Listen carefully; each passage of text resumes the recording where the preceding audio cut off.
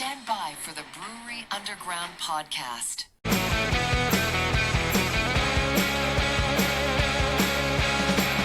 In Asheville's harbor wise, craft and brews will meet the skies. Stephen Scott, they lead the way.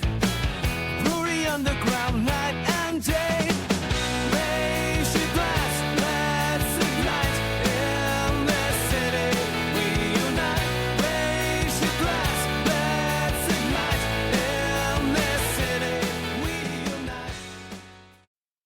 Brent, in going into this, I assumed beer, right? All the malt goes to beer, but that does not, does it? No. So You guys, looking on your website, as Steve referenced earlier, the great, fantastic website that you have, Fantastic website. you have some whiskey connections too, and actually one that's in Tennessee. If you want to talk about that, Chattanooga whiskey, I saw on your website. Yeah. So we find ourselves to be kind of a secret sauce for a lot of distilleries. If you look at bourbon in its most clear, unadulterated form, you're talking about a recipe that's mostly corn, more than 51 by law, typically more like 70 to 80. And then you'll have, a portion of either raw wheat or raw rye, and then anywhere from 5 to 15% malted barley that's being called upon to do some pretty heavy lifting in terms of converting all the starch in that corn into something that can be utilized by yeast. So it's kind of a different animal. Most distillers are looking for higher enzyme products, but in the case of sort of modern craft whiskey, most folks are tamping down that corn and bringing up the malted percentages. That also helps support better conversion, or easier conversion, I should say. But probably more importantly, brings in a lot of interesting flavors. So when you sort of make the decision to swap out some of that corn for like a dark Munich or a crystal malt or a Munich rye or something like that, you're bringing in some really, really bold flavors into the mash that are much more pronounced than a raw wheat or a raw rye can deliver. Because most of the time, a distiller's malt, if driven just for enzyme production, is going to be kind of bland on the flavor profile. Maltsters don't have the ability to kiln at very warm temperatures to develop a lot of complex flavors, because those higher temperatures will knock down the enzyme levels. So when we say, oh, we've got more malt to work with, we want more flavor, all sorts of doors open up. So we can do a four grain bourbon. It's still bourbon by law, but has a whole host of new, more exciting flavors than kind of your standard everyday stuff. Have you heard of, so we've talked beer, we've talked whiskey. Have you heard of any unique or any other, say, facets or industries that use malt that maybe you weren't expecting, whether it's drink or food products or anything like that? There's some bizarre things out there.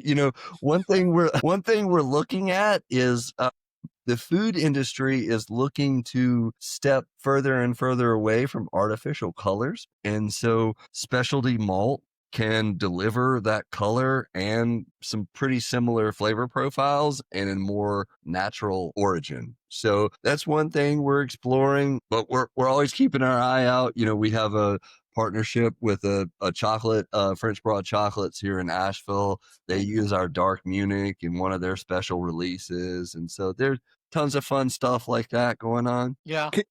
Real quick, the place, and I just imagine everywhere you walk in your facility, whether it's the offices or the warehouse or whatever, everything smells good. I think it's got to smell good, right?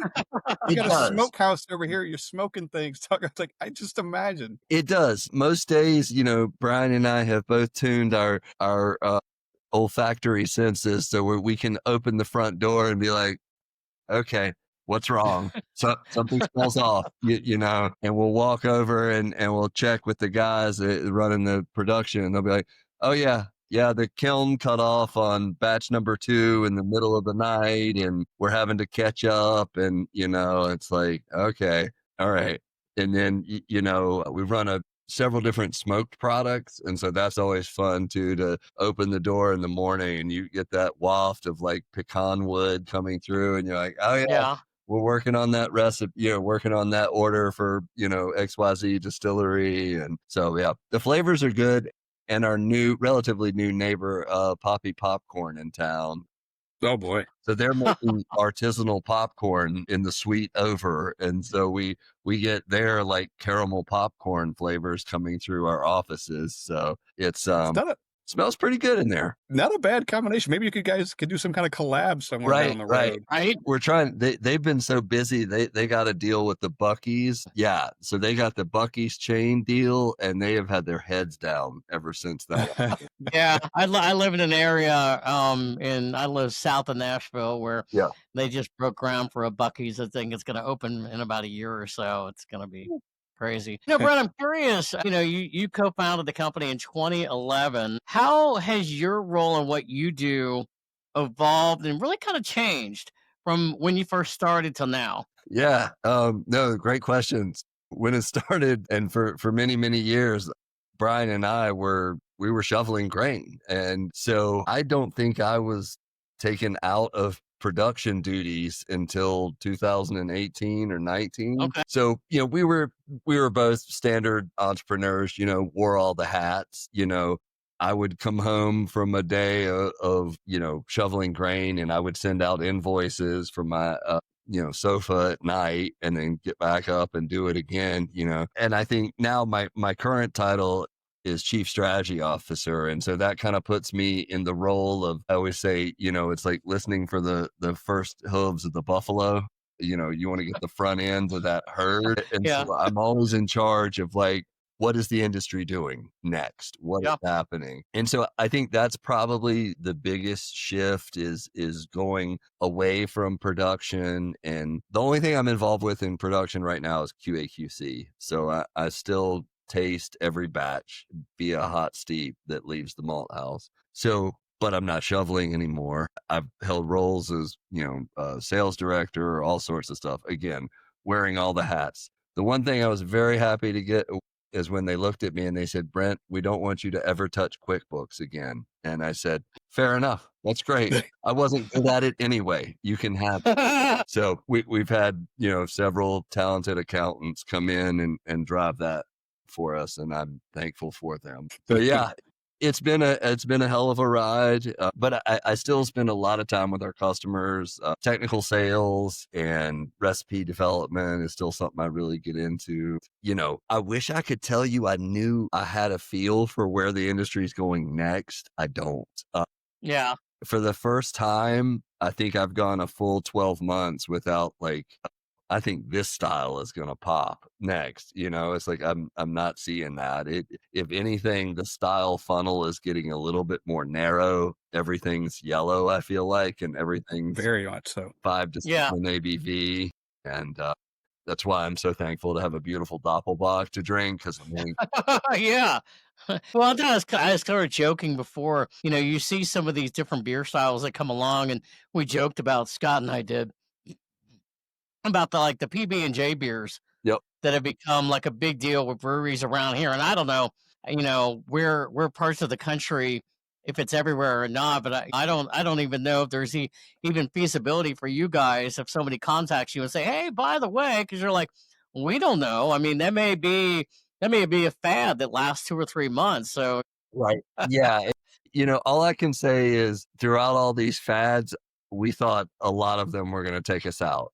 When seltzer came on, cider came on, and you look at their growth curves and we're like, all right, well, that's it. Everyone's going to drink cider now. And then you watch their data like fall off a cliff. And now the thing that we're watching is THC drinks. Like those things are going, I don't know what Tennessee's approach is to them, but the Carolinas are starting to kind of mainstream them. And meaning they're in grocery stores instead of just head shops. And that's interesting. But, again, experience teaches wisdom. And I'm less concerned now. It's like, I know they're going to have their pop and they're going to just have a real tangible impact on beer sales for, 3 to 6 months, maybe a year. And then people are going to be like, all right, been there, done that. THC drinks make me sleepy. Next, Yeah.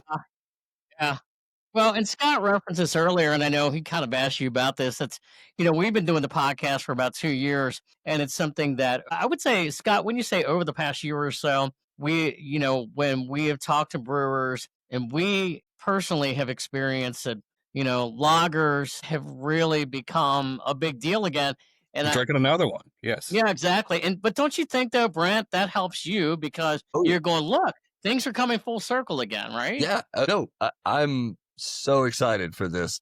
I mean, and I give full faith and credit to brewers who just absolutely willed this trend into existence. I mean, Yeah. we've been wishing and hoping and cheerleading the year of the lager since probably 2018 or 19, and I think 23, 24, and now we're there. Everybody is. I would venture most breweries are measured just as much by their IPA as their lager portfolio now, and Sure.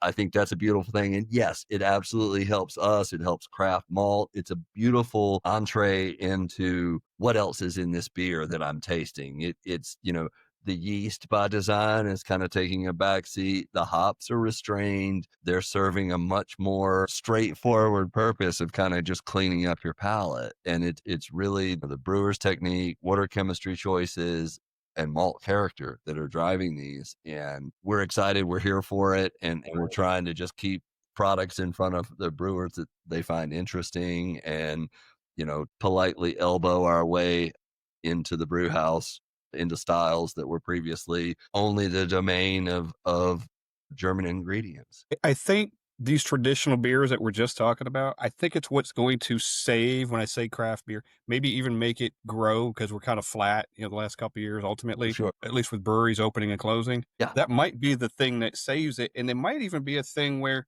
those that aren't making it will, and they got to make them well, because like you said, you can't hide behind anything. It's got to be good. But also maybe it brings back some old world styles that haven't been produced, at least not produced in this country, still along those lines. Sure. Right. Yeah. Just, things like that. It's like, hey, we discovered that these are good. Let's discover a few other things along the same lines that are still pure and traditional. And right. And they're not so strong that you can't hang out and have a couple. And Yeah. I think that's a big piece of it, is kind of restoring that third place. It's like, is there a spot I can go that's truly a part of this community? And can I bring my family or my buddies or whatever, and we hang out?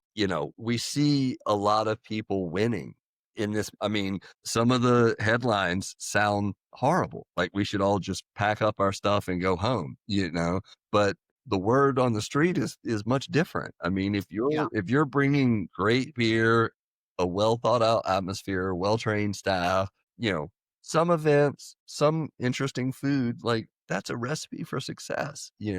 We see it time and again. I mean, there's definitely people kicking cans out there that are not, for whatever reason, are not able to succeed, but there's plenty of other success stories. I actually wanted to start a podcast this year that was just sharing those success stories, because I was so tired of hearing if it bleeds, it leads kind of Yeah. to beer media. And, just time got away from us. But I definitely think it's a story that needs to be told. There's tons of success stories throughout the Southeast and throughout the larger craft beer market. So we're here for it. I mean, we're one of 70 craft malt houses around the nation that are, ready to support a variety of lager styles that are leaning into malt and barley varieties that grow in a much more regional approach. I mean, are we at wine terroir? No, we're not there yet. Right. So many beer journalists I talk to are like, please tell me we're ready, with that you can tell the difference between, the same batch of barley grown in one field to the other. And I'm like, no, I can't. I'm sorry. But I can tell you the difference in the barley varieties, and I can tell you in the malt house, but that's it, but that's enough. I mean, if we can tell the difference in the same German style lager made it from a Southeastern brewery to a Northeastern brewery, then that's interesting. I mean, that's a cool story to tell. Well, and the other thing is, Scott mentioned a few minutes ago about East Nashville Beer Works, and we did a podcast with them recently with their owner, Anthony Davis, and one of the things we brought up was, they're seeing it. I mean, they know that Michelob Ultra is now, the best selling beer in America, right? But they're making other, like East Nashville Beer Works, for example, they're making other beers that are almost similar to that, but thank God, they're better. And I think Scott could say the same thing. I mean, he goes out and drinks beer. I go out and drink beer. Sometimes we go out and drink drink the beer together, and we see it and we're like, oh man, taste that lager? Scott, did you get that lager? Did you get that Lager- Pilsner? Well, the light lager, like you just said, like the East Yeah. Nashville one's like, it's a light lager too. You're like, this is actually good. Like National Brewing has a really good light lager. I think they won a gold medal or medal at GABF a year or Yeah, two and ago. the key is it's not just watered down. That is the trick, and that's a skill unto itself. I mean, will we see, the British mild come in and fill a similar space? I don't know. Probably not, because people are just scared of dark beer still. And so, Yeah. but yes, I think there's a lot of ground to be covered. I think the only thing that's challenging for craft breweries on the light lager front is the price point issue. If you sit down and they charge you $7 a pint, that's a tough sell. When the guys used to buying a 24 pack for $9. Right, exactly. So I think that piece is still to be determined. I think it's, like Bart Watson from the BA said, it's like the $7 a pint price point is a tipping point for the consumer. And Sure. I think that's most acute at that 4% light lager style, because everyone immediately says, I can buy X amount of X beer. I mean, Coors Banquet or whatever, you immediately go to that comparison. And I think that's kind of a dangerous play for a craft brewer to get into. I'd want to make sure the rest of my I'd probably err of reducing that beer's price and add a quarter to everything else on the top wall. And That's a really good so strategy. people recognize that, okay, well, they did debit that down based on the ABV, and okay, that feels right. Sure. Good point. Yeah. It's an excellent point. I hadn't heard that or thought about that before. That actually is actually perfect. Yeah. Like that could be your loss leader when it's into a brewery, Exactly. possibly. Well, we always think about it as, what's the price point that's going to stop you from that third beer? Is it $7? Yep. Is it $7.50? Like what's going to stop you from hanging out? And Yeah. and that's the price, and that's what every craft brewer should think about when they plan their menu out, is like, Sure. is this guy or gal done at 2 beers because now they spent $20 after a tip? You're right. So, and because then we get into whole volumetric, issues of like, if I sell 3 beers at $6 versus 2 at $7.50, did I win? I don't know, and that's going to be different for every brew house and every tap room environment. Now we've On your completely website, off topic. That's okay, but it's all good. connected. Very It's good. all connected. It's all we care about. On your website, you've got some partners listed, industry partners and university partnerships. And I love this because we've had, and they're actually on this list, Appalachian State University Fermentation Science Program has been on this podcast. Yep. Dr. Taubman's been on here, and they are one of your partners. Talk about them specifically and or the universities in general. What is that partnership like? And is it really just kind of same kind of thing that you're doing with brewers, or is it a little bit different because they're universities? It takes a lot of different forms. So like typically, it's about putting a little bit more of a face and a name and an experience around malt. If you're a student in a brewing class or program, and I always kind of pick on it because malt kind of gets short shrift, it's like, oh yeah, malt, here we go. It's 2 days out of your whole curriculum, and it's like,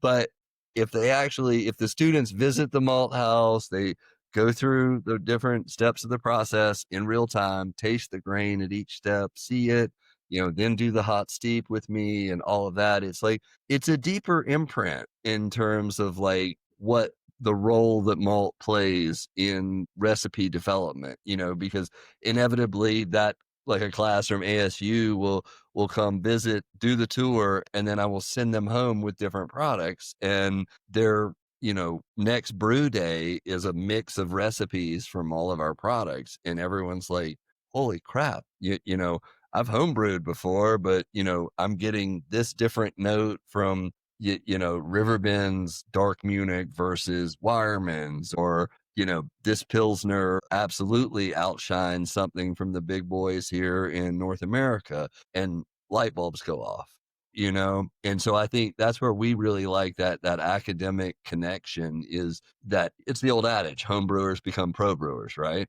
So we're catching them in that development stage. And then sort of from a true academic standpoint, we have some really interesting partnerships with folks like the University of Kentucky, where we're actually test malting material that they've grown under different growing conditions to see, is their terroir, does that difference in fertility management actually translate into different specs, or, a better barley, a higher test weight, a better performing malt, so it really runs the gamut from early intervention, let's call it, with an aspiring brewer, to a seasoned academic with a PhD who has a totally different set of goals. That's so cool. Like, thinking back on that episode, I don't know. I just feel like, just putting it all together, right?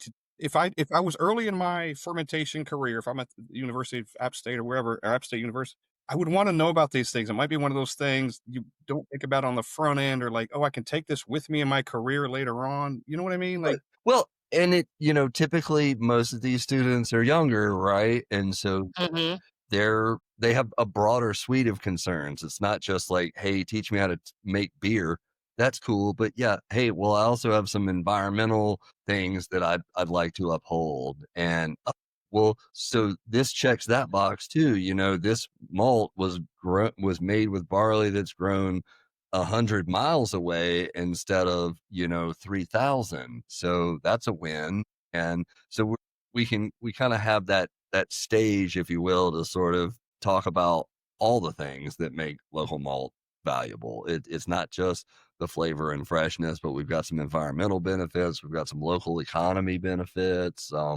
A whole host of things that can kind of resonate with a lot of different consumers. See, I would think in that instance, again, as a student going into any of those programs, my thought would probably be, hey, I'm going to go in, I'm going to be a brewer, right? I want to brew beers. And then you realize there's other aspects, like Stephen Moxley, I think, went on to like a yeast company. Like, Yeah. all these other avenues you might not even have thought about as far as a career goes later on, when you graduate 4 years later. Yeah, sure. And malt being one of them.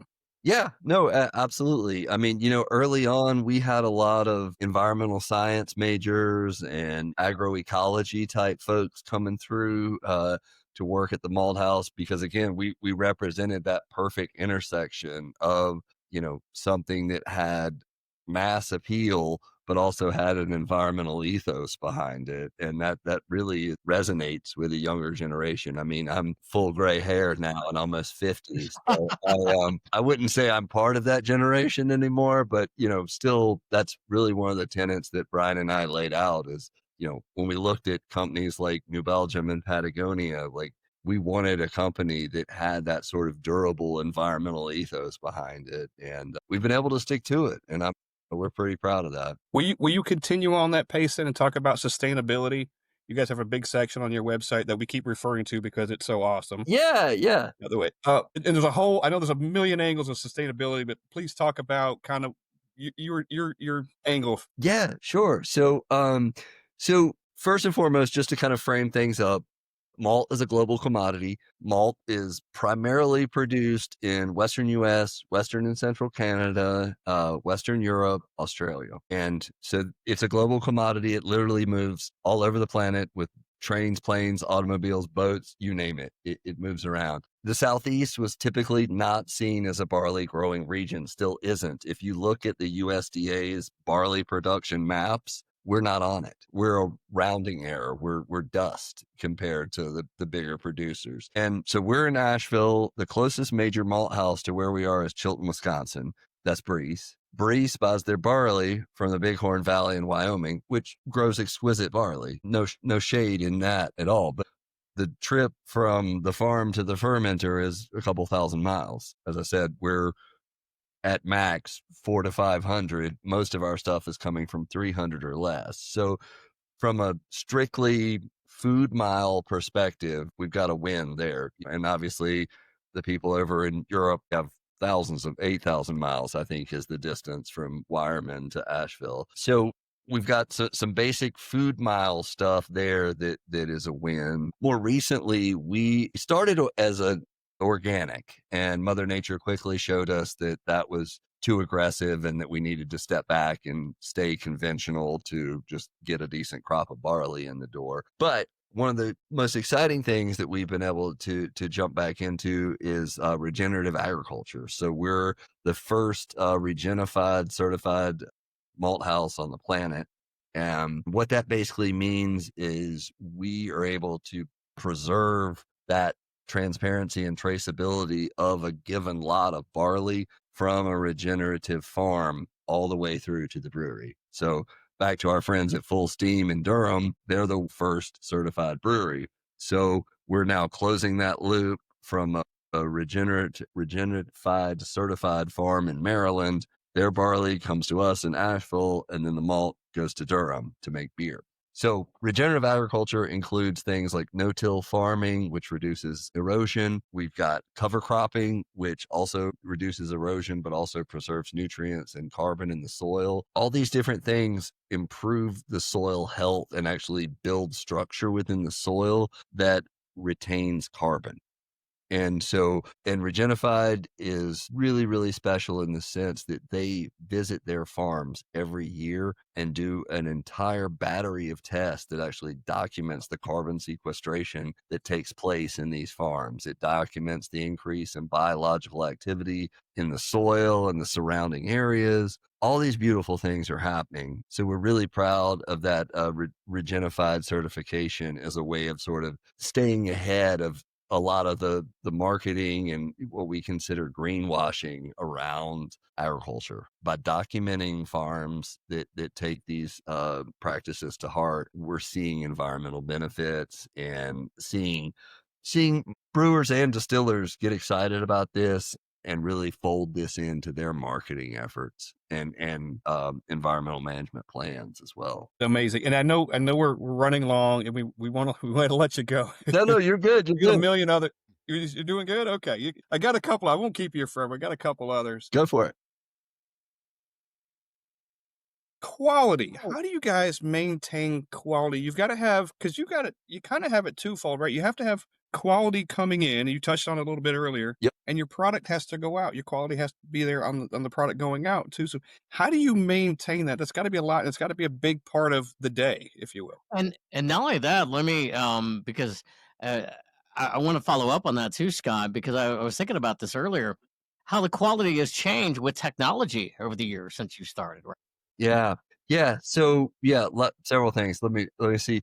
So first and foremost, I mentioned it earlier, a certificate of analysis, a CFA. So each batch that's produced goes up to Hartwick College in New York State. Their Craft Beverage Institute does a full battery of tests on that. So we get everything from protein to enzyme package to extract, all of that. Full battery of tests done there. In-house, we're able to do friability, moisture, color, flavor. And so that's kind of me and the lab team doing some of that basic QA/QC up front. What we can do in the lab is typically enough to give it a thumbs up, thumbs down to go to market. If we have concerns about a given batch, we can sort of push it off to the side, put it in the sort of a holding pattern until we get lab data. And then that's really kind of the final, is this okay to release? Is this true to brand? Go forth and conquer. Here we go. So that's a big piece of it. There is really a lot of testing. The front end testing, like we talked about earlier, is really crucial. We don't let bad barley in the building. So that helps us sort of put a floor under a lot of what we're trying to accomplish. And then it's really just, some of it's basic. It's just good housekeeping, keeping a clean malt house keeps the bugs at bay. If there's nothing for them to eat on the floor, they don't proliferate, and so it's really a team effort. Everybody kind of eyes on the prize every day. We have an adage that's completely worn out, but if it's just simple. It's see something, say something, like Yeah. it can be a torn bag in the racks. It can be a temperature range that's out of spec when we're in germination. It can be a funky smell and coming out of a germinating batch. It's our team really that's driving there. Everyone's got their eyes and ears and nose open at all times. Any one of those things you just mentioned could be a small thing, right? Just in Yep. passing, but a small detail, but it could affect the final product. Exactly. Too much dust is a perfect place for bugs to hang out and build a new family, and then their family builds a family, and And you know what? And not that you have to give any examples, but yeah. I would imagine, like anything else, you've had to learn the hard way a few times over the years, right? Oh yeah. No, we call it the halo. And basically if a super sack bag has a bug infestation and they're really crunching on that material, the dust will come out of that bag and form a halo around the pallet. And that pallet is immediately going out the door into the trash can. So Yeah. Mhm. So just little things like that, looking for, it's just basic hygiene, and it's just knowing what the correct portfolio of smells should be like in the malt house. Yeah. Or lack of them, right? If you don't smell something going Sometimes on, if you don't smell something, something's wrong. something's Right. wrong. You guys, and tell me, Plow to Pint Pilsner. Yes. It's something you guys developed with Full Steam Brewery. Is that kind of a private label beer for you guys? What is that exactly? So Plow to Pint is kind of Full Steam's ethos that we sort of play into really nicely. We've worked on a ton of projects over the years with Full Steam. Really, they love the fact that we're able to tie individual lots of barley back to a given, or malt back to a given farm. And so whether it's Pilsner or whether it's with this Regenified stuff, they've released an ESB, they've released an Oktoberfest, and then we're doing for North Carolina Craft Brewers Conference, we're doing a Belgian Pale that I'm really excited about. But again, it's about having that two-way street of dialogue between maltster and brewer, where we're able to get these sort of custom built projects put together. And that's just not something big malt houses can do. It's just sort of like, here's our catalog. This is what we got.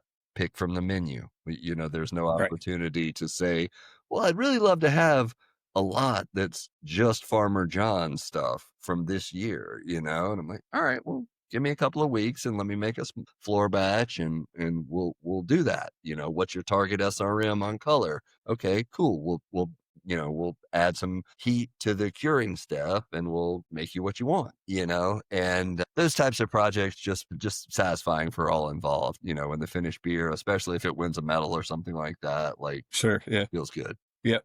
Maybe it's part of the tour. I saw something somewhere along the way about sensory training. And I don't know if it was sensory training for staff or was it sensory training for like people taking tours, or is that two different things, or is it the same thing? All of the above. Yeah. So that's Yep. the hot steep method. Okay. So this was something developed probably 7 or 8 years ago. A lady named Lindsay Barr, who used to be with New Belgium and has now launched a company called Draft Lab, has really been at the bleeding edge of this.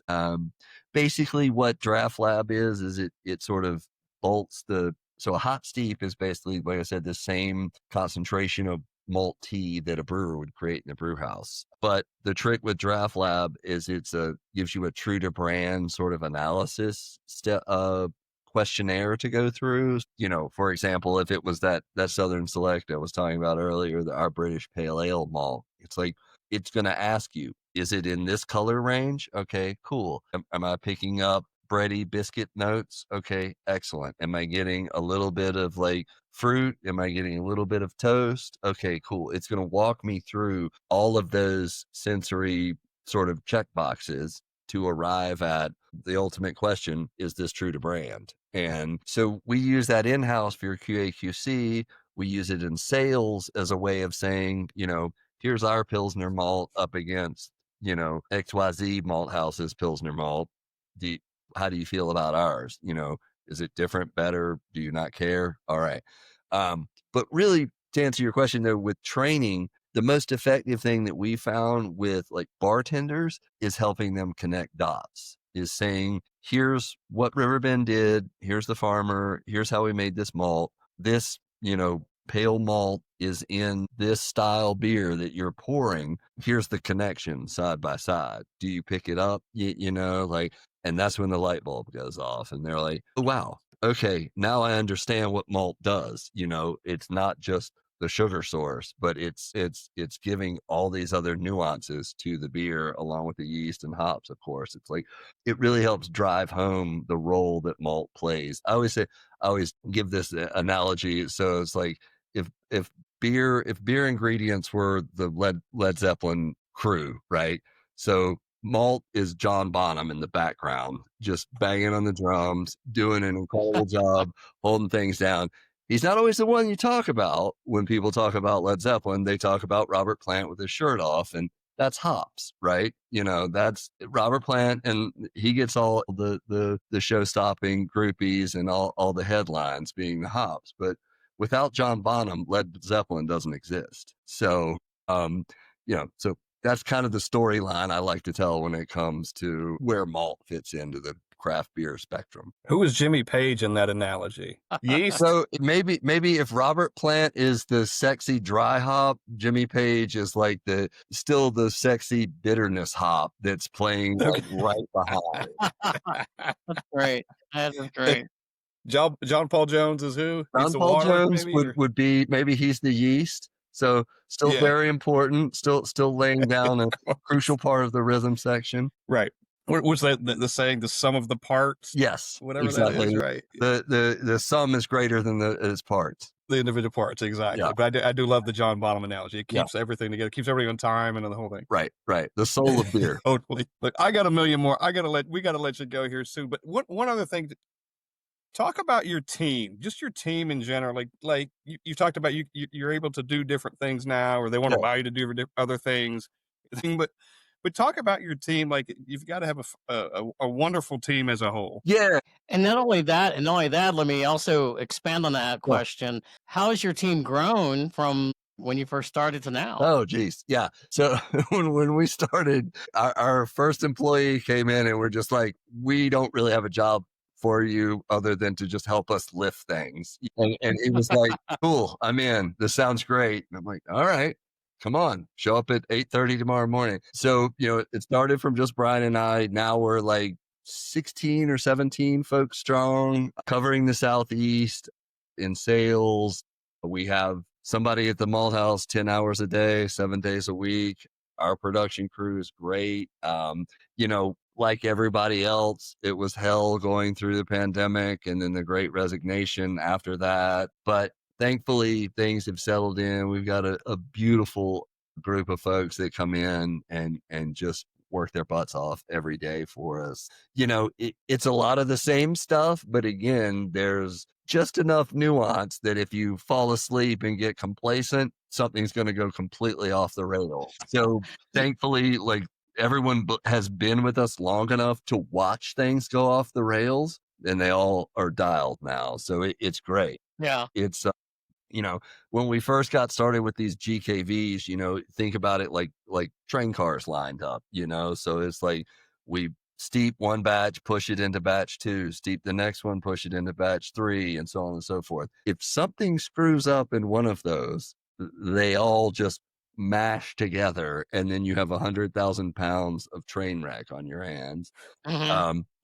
And again, we were talking about Helene earlier, speaking of 100,000 pound train wrecks. When the power went out and the water went out, that's exactly what we had in Helene. And I can't say enough about our crew. I mean, they showed up the next day. I don't even know how some of them got there. One guy showed up too early, actually. And then trees fell down and he couldn't get back to his house. And so it was just amazing to watch everybody come together. I mean, we cooked communal meals together for a week and a half as power was coming back on and the city was getting its legs back under it. And it was fantastic. I mean, I'll never forget. I showed up, one of our guys, Moses, he was standing guard over the malt house. And I was like, how long have you been here, Moses? And he was like, all day. And I'm like, wow, thanks, bud. That was way above the call of duty. You know, Yeah. I don't know if you've heard the National Guard helicopters are overhead. Like, I think we're okay, but it was Yeah. that kind of dedication that just showed up over and over Yeah. again after Helene. So Yeah. And obviously you're referencing Hurricane Helene that happened, yeah, in Asheville. I mean, it devastated a lot of Asheville a year ago. it did. I mean, when you look back now, almost a year later, I mean, are you all still impacted at all by that in the local community? We come back strong. A couple of our customers, their facilities were just truly wiped off the map, so they're Yeah. not back. But as a town, I mean, I think we've snapped back pretty well. We're a resilient group. I'm still hearing that tourism numbers are down double digits from where they were last summer, which isn't awesome, but we're having a great leaf season. I mean, I'm almost, it sounds silly, but I'm thankful to be stuck in traffic some days. I know that means people are visiting us and they're excited to see the foliage and hike in the woods and then come back and drink and eat in our breweries and restaurants. And I think that's definitely a beautiful thing. I mean, Asheville's been a tourism town for well over 100 years now. So Yeah. if that's not happening, then something's wrong. It feels off, so people are coming back. Kudos to everybody in the community for rallying around and rebuilding and getting restarted. I was just meeting with the guys from Zillicoa earlier today, and their story is just really just one of grit. I mean, they just went back at it before anyone knew if they could rebuild. They just started rebuilding and said, Yeah. we're going to do this, And Yeah. I think that's emblematic of a lot of folks around town that we're just going to go do this and Right. rebuild and remain the really amazing place that we've always been. It is my favorite beer city. It is for so many reasons. The beer is fantastic. The ability to walk from one to another in so many is such a huge factor too. It's a great town, Steve. We're going to get you there Absolutely. soon. Yeah. It's a wonderful. It's a good spot. Yeah. The people are wonderful, and it's anytime you can have an Asheville day where you get up and go hiking or biking or fishing and then come back and have a beer at somewhere in the River Arts around 3 or 4 o'clock, a great meal, and then go see some live bluegrass. Like, I think that's just as good as it gets. It is. I love it. I love it. I'm gonna end on this. So Steve might have some more, but tell us something about malt. I've said that 3 times, haven't I? Tell us something about malt we may not have known if we haven't covered it already. Oh, what can I say? New barley varieties take over a decade to create. Wow. So I mentioned Avalon, I think, from Virginia Tech. That variety began life at a roundtable discussion in 2013, 2014. And we did not have commercial quantities of it until 2023. It was worth the wait. It's an awesome variety, but 10 years. What as a follow up to that, real quick? Yeah. What causes that? Is it just red tape? Is it just kind of developing it? It's Mother Nature. So we don't we don't use GMO techniques. So it's old school genetic crosses, and then they basically select the strongest offspring over the course of several crop years. And the great thing about Avalon is during that 10-year trial, it went through hot years, dry years, wet years. It got all the stressors put on it. And so the variety that made it to the finish line from that type of brutal trial is tough. And the flavor profile is great. So it works for maltsters, brewers, and farmers. So at the end of the day, after the 10 or the end of after the decade, you've got a good product. We've got something good. And we've got lots of his brothers and sisters waiting in the wings to be the next thing. So we've basically created a new genetic pool of Southeastern grown malting barley varieties to work with for the foreseeable future. Well, Brent and Steve, you may have something. Brent, you've taught us so much. I'm telling you, I've got 100 more questions. We'll have you back on if you'll come back on with us at some point. This was fantastic. You bet. Absolutely fantastic. And I'm blown away. Like, I have goosebumps just from what we've learned today. I swear. Awesome. My work here is done then. Yeah. Yeah. You know what? You'd be proud. If only my wife said that after spending an hour and a half with me. Oh, there you go. We see what you did there. No, you know what? You know what, Scott? I have questions, but as you said, we're going to save them for the next time. I'm going to go back on their website at riverbendmalt.com because there is so much on that website to check out, so much information. I would just tell people, go there if you want to learn more. If you haven't heard enough on this podcast, go there and you will hear and see a lot more from you guys. That is Brent Manning. He is the co-founder of them, and we certainly appreciate it, man. Thank you for coming today. Appreciate you guys. On the Brewery Underground podcast. And spending so much time and sharing so much knowledge with us. Absolutely. My pleasure. From Nashville, we say cheers to you, sir. Cheers. Thank you, guys. Cheers. Thank you. Cheers. Thanks, Brent.